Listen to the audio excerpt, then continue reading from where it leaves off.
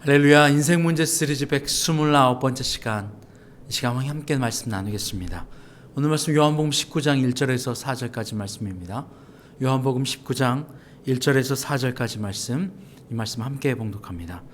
이에 빌라도가 예수를 데려다가 채찍질하더라. 군인들이 가시나무로 관을 엮어 그의 머리에 씌우고 자색옷을 입히고 앞에 가서 이르되 유대인의 왕이여 평안할지어다 하며 손으로 때리더라.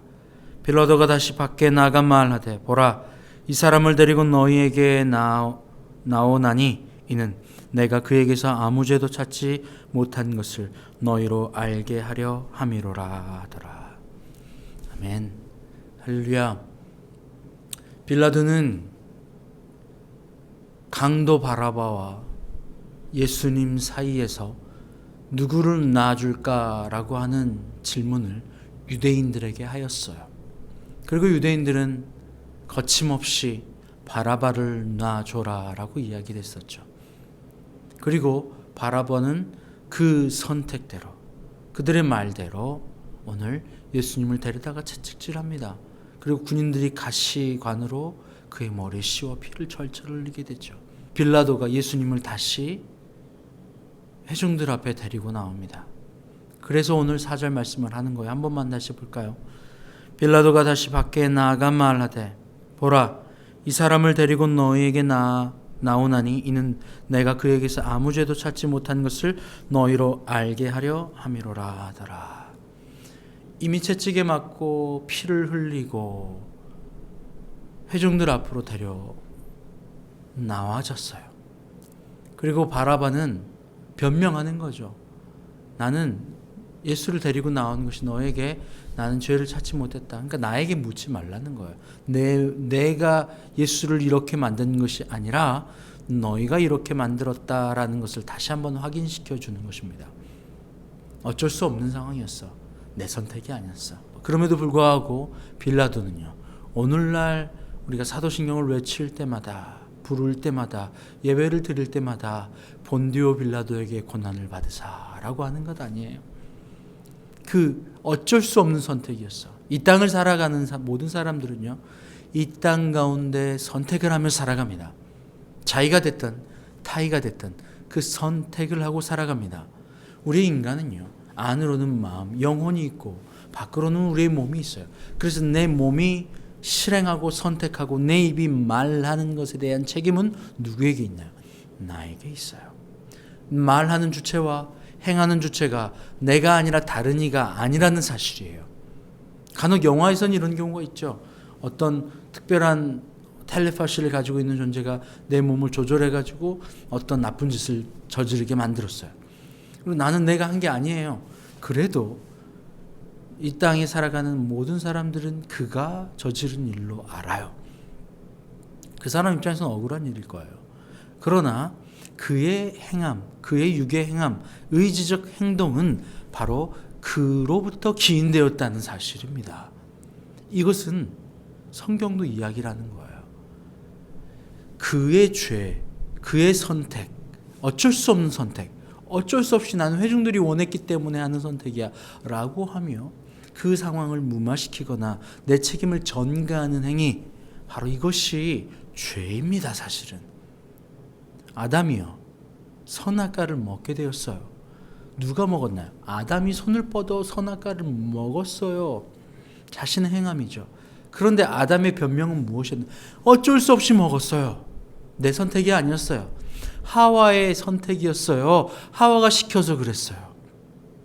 하와는요, 저 마귀가 시켜서 그랬어요. 빌라도는요, 저 유대인들이 하도 재촉하고 하도 예수를 죽여달라고 해서 내가 어쩔 수 없는 선택이었어요. 아니요. 누군가를 탓하고 그 원인을 밖으로 돌리기에는 그 행함이 바로 나로부터예요. 오늘 19절 1절을 볼까요? 이에 빌라도가 예수를 데려다가 채찍질하더라. 누가 채찍질한 거예요? 빌라도가 예수를 데려다가.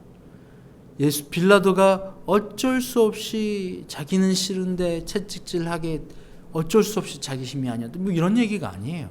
빌라도가 데려다가 예수를 채찍질한 거예요.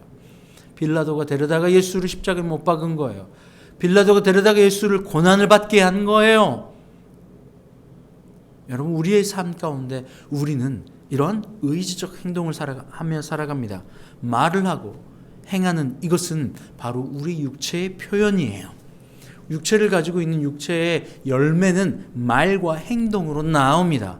그래서 무슨 말을 했던, 무슨 행동을 했던 그것에 대한 책임은 누구에게 있어요? 내게 있어요. 그거에 대한 말과 행동으로 나오는 건 무엇 때문이에요? 내 안에 있는 나, 내 속에 있는 나 때문이에요. 내가 바로 밖으로, 입 밖으로 나오는 말이 나를 규명해요. 밖으로 행해지는 행위가 나를 규명해요. 어떤 존재인 줄 말이에요. 그래서 여러분, 말을 열 때 너무나도 조심해야 돼요. 그래서 행동을 할 때 항상 조심해야 해요. 내가 말로, 내가 행위로 나오니까 그때 그거는 정신이 잃었어. 내가 아니었어. 아니요. 그것도 나예요. 아니, 그때는 술에 취해서. 그것도 나예요. 죄로 사로잡힌 나. 어쩔 수 없는 나. 육신에 사로잡힌 나. 죄뿐인 나. 힘이 없는 나. 여러분, 우리는 마지막 날에 주님 앞에 설 때에 우리가 했던 모든 것을 결산을 받게 되어 있어요. 우리의 말과 행동, 이 모든 것은 죄로 기인해요. 죄로 기인한데 이 죄를 해결받지 못하면 우리는 주님 앞에 서는 그 순간 죄의 싹은 사망이기 때문에 반드시 죽음의 대가, 지옥의 대가를 치러야만 해요.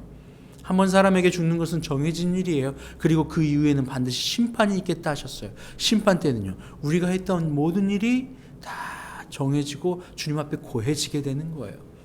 뭡니까? 죄지요. 선악과의 죄예요. 판단의 죄예요. 주님의 뜻과는 다른 길로 행했던 죄예요. 내 육신과 정욕을 쫓아갔던 죄예요.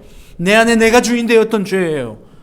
내 말이 친구를 상하게 했던 죄예요. 내 행동이 누군가를 상하게 한 죄예요.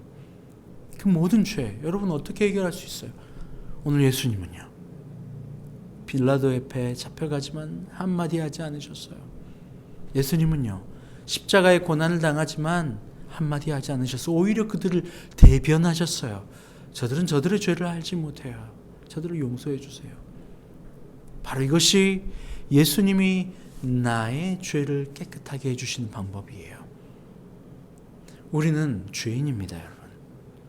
부재불능이에요. 지난주에 우리 함께 말씀을 나눈 형제가 이런 이야기를 했어요. 말씀은 알겠는데 행할 수 없어요. 너무 어렵다는 거예요. 여러분, 그래요. 어려워요. 안 돼요. 할 수 없어요. 그것을 고백하는 게 바로 기도예요. 주님 앞에 나는 부재불능이에요. 안 됩니다. 내 힘으로는 할 수 없어요.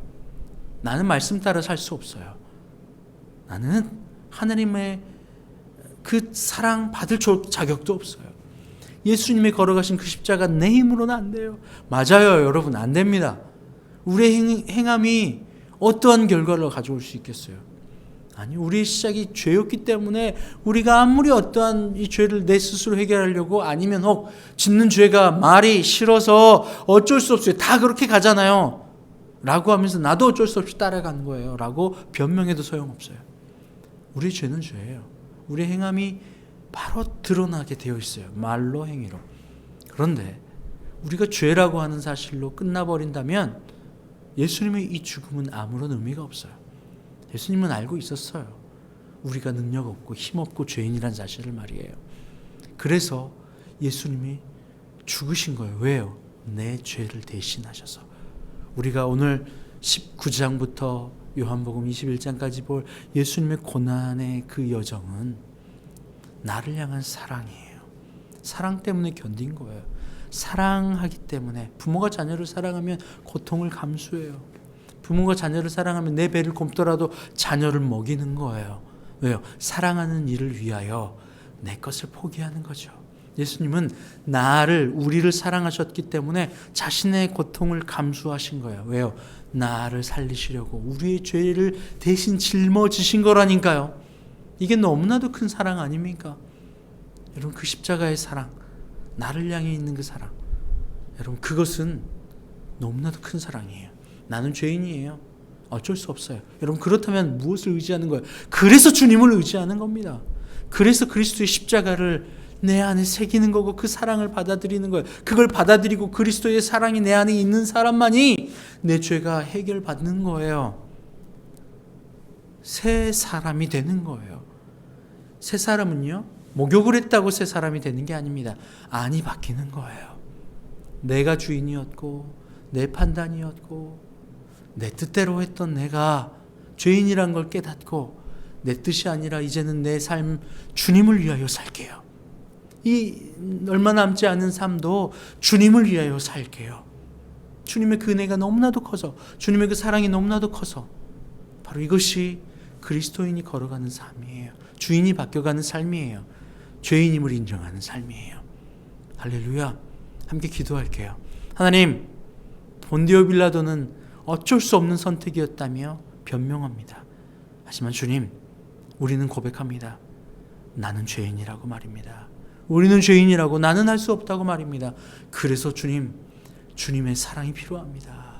예수님이 필요합니다. 그래서 예수님이 나의 죄 때문에 죽으신 줄 압니다. 그 사랑, 기가 막힌 그 사랑 때문에 이제는 주님을 위하여 살게요. 주님, 우리의 이 고백 들어주세요. 감사함이 예수님의 이름으로 기도합니다. 아멘.